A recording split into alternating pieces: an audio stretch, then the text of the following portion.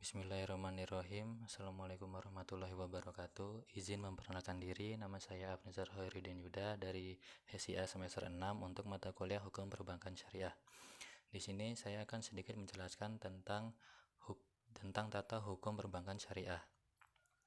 Yang pertama dari pengertian perbankan syariah dahulu, yaitu bank syariah terdiri dari dua kata, yaitu bank dan syariah. Kata bank bermakna suatu lembaga keuangan yang berfungsi sebagai perantara keuangan dari dua pihak, yaitu pihak yang berkelebihan dana dan pihak yang kekurangan dana.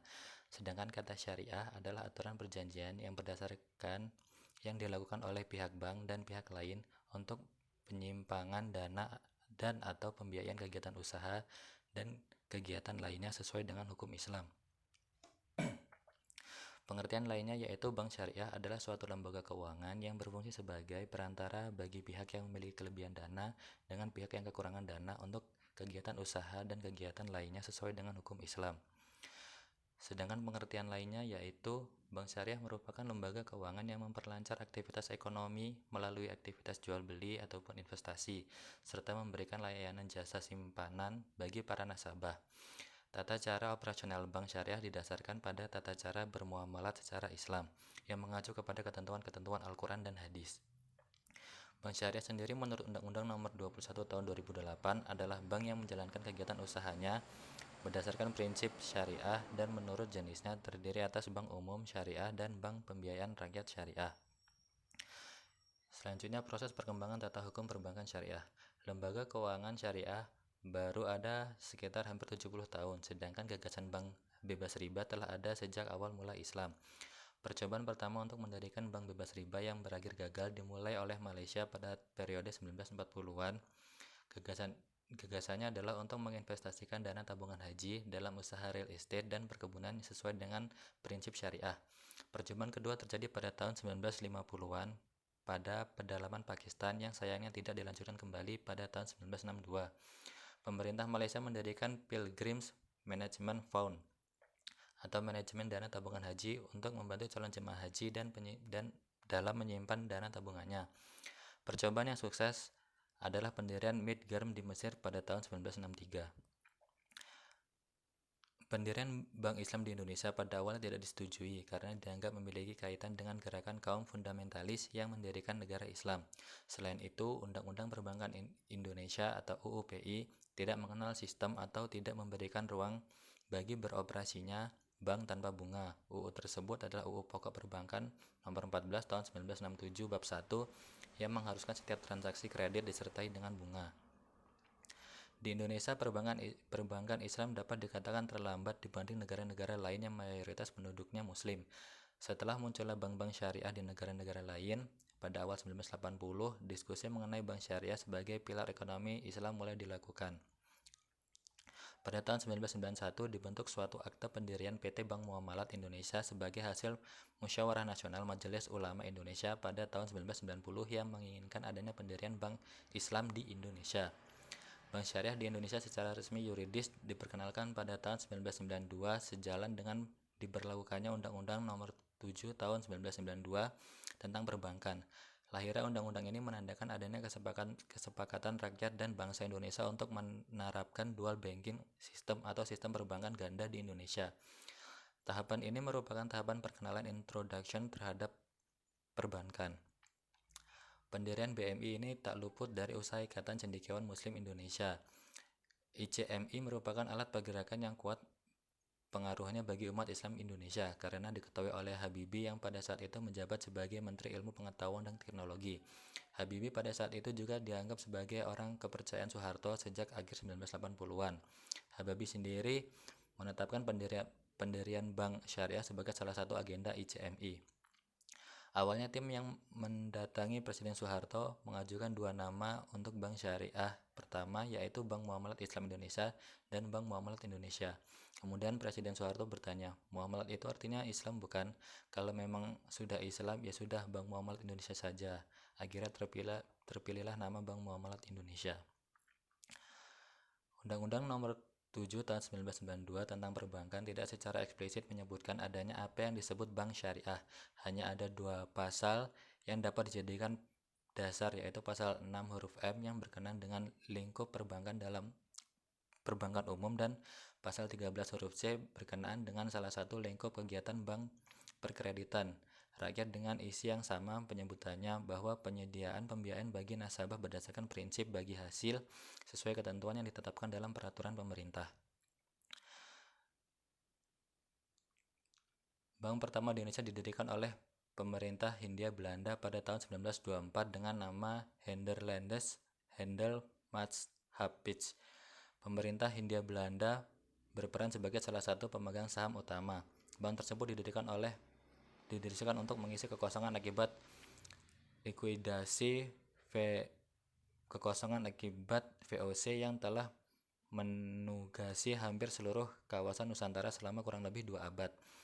Setelah kemerdekaan Indonesia, muncullah undang-undang yang mengatur khusus tentang pokok-pokok perbankan, yaitu Undang-Undang Nomor 14 Tahun 1967 tentang pokok-pokok perbankan, termasuk di dalamnya mengatur landasan dasar bagi perbankan Indonesia.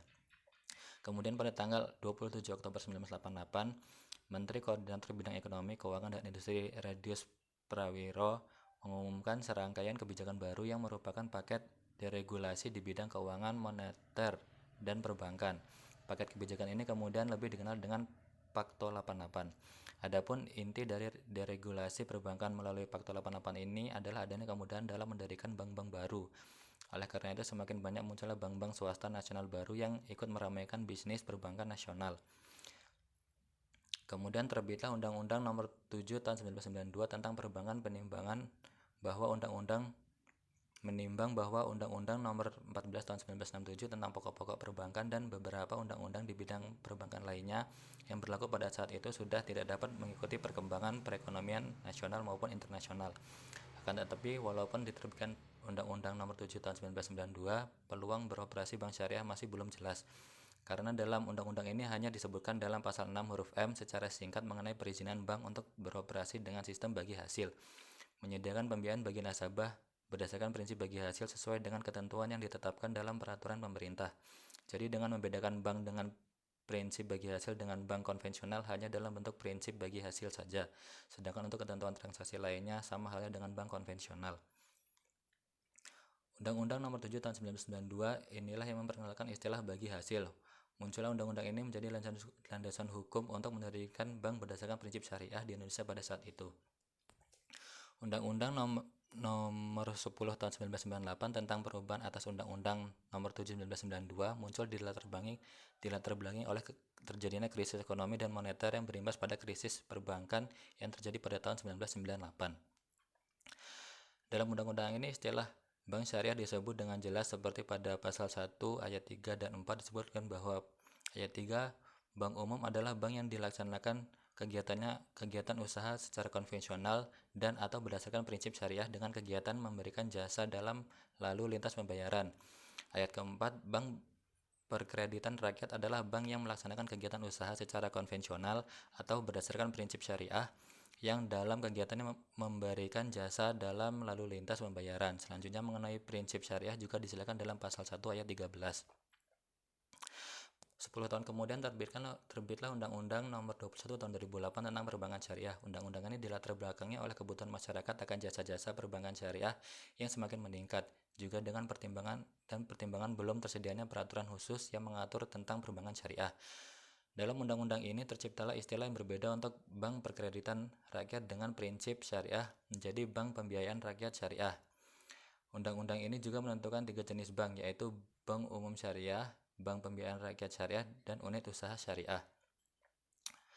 Pesatnya perkembangan lembaga-lembaga ekonomi yang berbasis syariah perlu suatu landasan hukum yang kuat untuk mendasari sistem operasionalnya, tidak hanya sebatas hukum fikih semata. Kepastian hukum ini diperlukan agar lembaga ekonomi berbasis syariah diakui secara umum oleh nasional. 2 bulan setelah dikeluarkan UU Nomor 21 Tahun 2008, Mahkamah Agung mengeluarkan Peraturan Mahkamah Agung Nomor 2 Tahun 2008 tentang kompilasi hukum syariah yang bisa menjadi pegangan bagi hakim-hakim di pengadilan agama. Selain itu, UU Nomor 21 Tahun 2008, KUHP, dan kitab-kitab klasik dalam menyelesaikan sengketa ekonomi syariah. Tujuan tata hukum perbankan syariah yaitu pertama untuk menciptakan demokrasi ekonomi asas yang fundamentalis dalam perekonomian negara. Betapa pentingnya asas demokrasi ekonomi ini hingga disebut secara khusus dalam UUD 1945 dalam bab tentang perekonomian nasional dan kesejahteraan sosial.